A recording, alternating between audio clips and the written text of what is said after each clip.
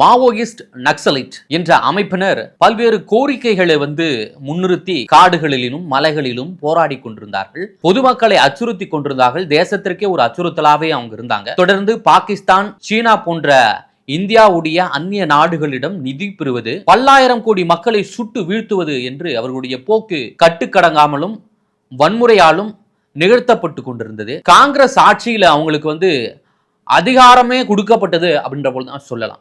ஏன்னா ஆயுதம் ஏந்தியவர்களை அவர்கள் வழிமாறி போனவர்கள், வழிமாறிய இளைஞர்கள் அப்படின்ற போலதான் அழைக்கப்பட்டார். காவல்துறை மற்றும் ராணுவ வீரர்களின் கைகளும் கட்டப்பட்டிருக்கு. அடர்ந்த காட்டுக்குள்ள போயிடறாங்க அவங்களை அடக்குவதற்காக. ஆனா எந்த ஒரு ஆயுதமும் இல்லாமல், எந்த ஒரு வெப்பன்ஸும் இல்லாம இந்த காங்கிரஸ் ஆட்சியில மாவோயிஸ்ட் என்ன நிலையில இருந்தாங்க அப்படின்னு பார்த்தோம்னா, அந்த மாவோயிஸ்டுகளை இவங்க ஆயுதம் ஏந்திய போராளிகள் அப்படின்ற சொல்றாங்க.